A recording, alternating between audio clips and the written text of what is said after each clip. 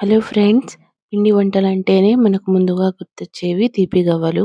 పైన కరకరలాడుతూ లోపల గుల్లగా ఉండే ఈ తీపి గవ్వలు ఇంట్లోనే పర్ఫెక్ట్ కొలతలతో ఎలా చేసుకోవాలో టుడే ఈ వీడియోలో చూద్దాం. పండగలైనా, ఈవినింగ్ స్నాక్స్‌కైనా ఇవి బెస్ట్ ఆప్షన్. ఇక లేట్ చేయకుండా ప్రాసెస్‌లోకి వెళ్ళిపోదాం. ముందుగా హాఫ్ కేజీ మైదాని తీసుకోండి. మిక్సింగ్ బౌల్‌లో మైదాని జల్లించుకోండి.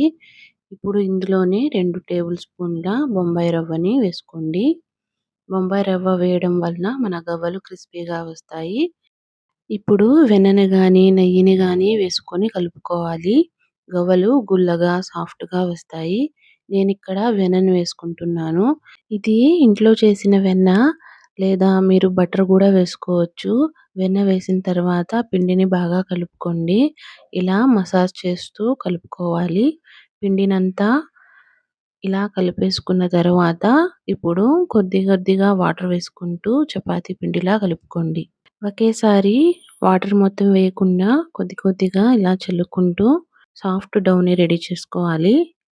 ఇక్కడ చూడండి ఇలా కలుపుకొని 15 నిమిషాలు రెస్ట్ ఇవ్వండి. 15 నిమిషాల తర్వాత పిండిని ఇలా మర్దన చేస్తూ కలుపుకోవాలి. ఇలా పిండి మొత్తం సాఫ్ట్‌గా అయిన తర్వాత కొద్ది కొద్దిగా పిండిని తీసుకొని చిన్న చిన్న ఉండలను ప్రిపేర్ చేసుకోవాలి. ఈ బాల్ సైజు మీరు చేసే గవ్వలపై డిపెండ్ అవుతుంది. చూసి చేసుకోండి. ఇలా చిన్న చిన్న బాల్స్‌ని చేసిన తర్వాత గవ్వలు చేసే చెక్కని తీసుకోండి. దీనిపై ఆయిల్ అప్లై చేసుకోండి. ఇప్పుడు ఒక్కో బాల్‌ని తీసుకొని చెక్కపై మెల్లగా బొటనవేలుతో ఇలా చేయండి. ఇక్కడ చూపిస్తున్నట్టు చూడండి ఎంత పర్ఫెక్ట్‌గా వచ్చాయో. ఇలానే అన్నింటిని ప్రిపేర్ చేసి పెట్టుకోండి.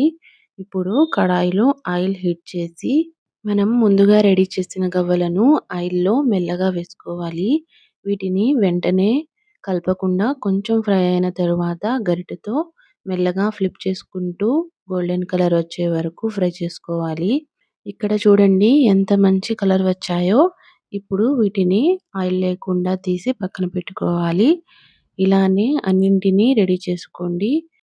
ఇక్కడ చూడండి అన్నీ రెడీ అయ్యాయి. ఇప్పుడు అర కేజీ మైదా పిండికి పావు కేజీ స్వీట్‌ని తీసుకోవాలి.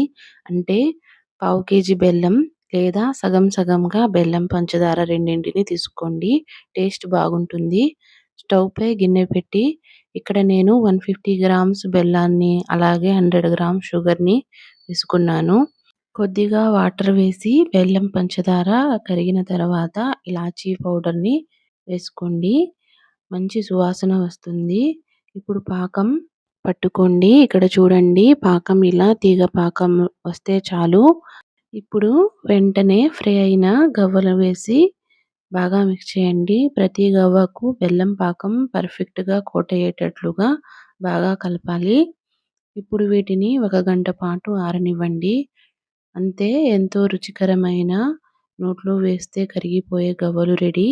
ఈ పద్ధతిలో మీరు గూడా ట్రై చేసి మీకు ఎలా కుదిరాయో కామెంట్ సెక్షన్‌లో చెప్పండి.